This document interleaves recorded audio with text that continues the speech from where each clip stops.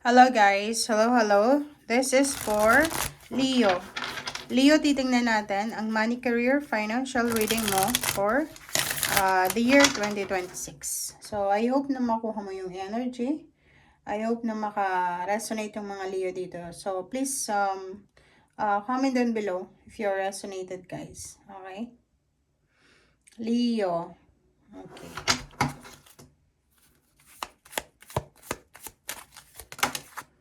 Alright. First card natin is the Devil, Leo. Second is Six of Cups. Nako. Leo. Pero yung pinag-uusapan natin dito, makakaloka to.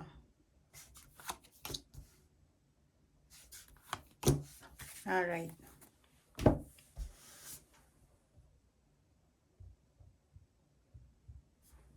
Okay, Leo. Kung makikita mo dito, awareness, yung unang barahan mo, the Devil. Kasi yung the Devil, this is awareness eh. So, sinasabi ng baraha sa'yo, Leo, na you need to be aware. Okay? Kailangan mong maging aware sa yung emotion this year. Kasi yung emotion mo daw, Leo, since this is fire horse, ikaw ay fire sign. Kailangan mong maging aware sa emotion mo because pwedeng maapektuhan ng emotion mo ang tagumpay mo. Ano yung ibig sabihin? Pwedeng bumalik ka sa dating ikaw. Pwedeng, halimbawa, may mga Leo dati na sobrang gastadora. Posibleng because of aggressiveness, pwedeng bumalik ka sa dati mong bisyo.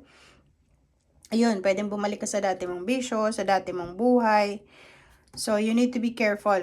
Okay? You need to be careful. Kailangan mo na ng pagbabago. So, kung nagbabago ka na ngayon, like, halimbawa lang to, dati, wala kang naiipon na pera. Wala kang naiipon because ang dami mong mga expenses. Or maybe, wala kang naiipon because gastador ka.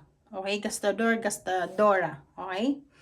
And this year, sinasabi ng barahan na wag tayong bumalik. Okay? Kasi may tendency meron ditong temptation. There's a temptation na pwede kang bumalik sa dati mong bad habits na pwedeng magdala sa'yo ng sobra-sobrang Five of Wands. Pwedeng masangkot ka sa gulo or sa anything na pwedeng may involve na pera. So, yun yung kailangan mong bigyan pansin. Empress and the Devil. Sinasabi ng Empress and the Devil na to na the abundance and victory, success, ay nakapaligid sa'yo. Kumbaga, parang gumaganon lang, umiikot-ikot siya sa'yo. Ang kailangan mo daw na gawin is you need to let go of your bad habits. You need to let go. You need to parang bumangon ka. Bumangon ka sa kung ano man na rason na nalugmo ka dati. And you need to accept kung ano yung blessings na to na darating sa'yo. Recuperation Di ba sabi dito, marami bang nawalang pera sa'yo last year, few years ago, nalugi ka, narimata yung mga binili mo, investment mo. Sinasabi ng barahan na makakabangon ka sa taong ito, depende yun sa'yo. Ibig sabihin, depende sa persistence mo. Kung magiging tamad ka, or titigil ka sa ginagawa mo, walang mangyayari sa'yo, madidisappoint ka lang. Okay? So, tingnan mo siya. Ulitin natin kasi baka magalit kayo sa akin Huwag kayong magalit kasi ako nagbabasa lang ako. Etong sinasabi ng bara, this year 2026 is your year yan Kasi fire horse to. Ang fire horse para siyang Leo. Leo and tawag dito, Leo and Aries na aggressive. Magiging sobrang aggressive ka sa taong ito. Na pwedeng bumalik ka. Kasi, for example, 2023, 24, 25, possible may business ka na nalugi. Or pwedeng may position ka sa trabaho na demote ka ata. And kung yan yung nangyari, posibleng bumalik ka. Like parang babalikan mo yung motivation mo. The problem is, pagbalik mo doon sa gusto mong balikan, marami ka nang makakakompetensya doon. So, because of competition, possible na makahanap ka doon ng ng problema. So, mag-iingat tayo. Ang gawin mo ngayon, ang gawin mo daw para makabangon ka is kung nasaan ka man sa ngayon, ano man ang sitwasyon mo sa ngayon, bumabangon ka. Diyan ka na daw magsimula. Huwag mo nang balikan yung mga nakaraan. Kumbaga yung mga outdated na mga plano mo, ganyan, iwanan mo na yon sa past. Kasi itong conflict na to, mas lalo tong lalaki. Kung babalikan mo pa yung mga bagay-bagay na hindi na naman pwede, inaamag na plano, babalikan mo pa, no, wag na. You need to welcome this year with an open hand. Kasi ang daming abundance eh. Kailangan mo makabangon sa kung anong meron ka sa ngayon. Wag yung dati. Dati siguro may negosyo ka, dati mayaman ka, and then nawala. So, wag mo nang balikan yun. Magsimula ka sa kung anong meron ka sa ngayon. Okay? Kailangan mo maging masipag, iwasan mong maging tamad, para hindi ka magsisi sa bandang huli. Alright. This is for Leo.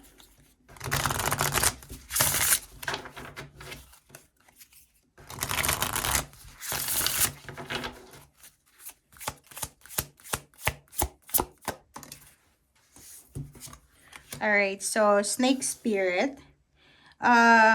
So this one is from last year. So sinasabi ng baraha dito, Leo, oras na para sa recuperation. So 4 of Swords, 55, 10. Sinasabi ng baraha sa'yo na wala kang dapat alalahanin sa taong ito. Ito na yung oras ng pagbangon mo. Ito na yung oras na makaka-move on ka na, makakapagsimula ka na ng bagong buhay.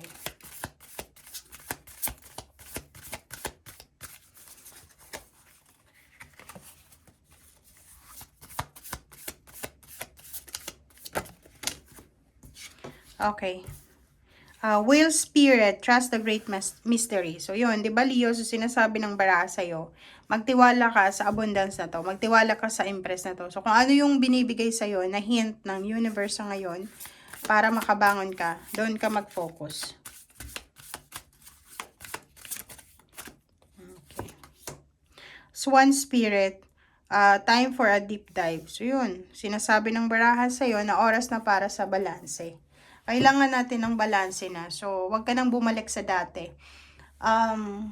Yung mga hindi na pwede ngayong taon, mga outdated na yan, iwanan mo na yan sa past kasi hindi na yan makakabuti sa'yo. Wala na yung effect ngayon. Like for example, isa kang teacher. Tapos, hindi ka makapasok-pasok sa public school as a teacher. Tapos, 10 years na. So, ibig sabihin yan, oras na para i-let go mo yung thought na yan. So, maghanap ka na lang ng bagong trabaho. Or kung ano yung trabahong pinipresent sa'yo ng universe ngayon, yun yung tanggapin mo. Okay. Friendship and peace. Nakikita ko sa'yo dito na isang kaibigan, isang kakilala, ang importante sa'yo this year. Kasi siya yung pwedeng makatulong sa'yo para maka-recover ka sa kung ano man na financial problems mo, or siya yung makakatulong sa'yo para makuha mo kung ano man ang needs mo financially. Thank you guys for watching. Bye!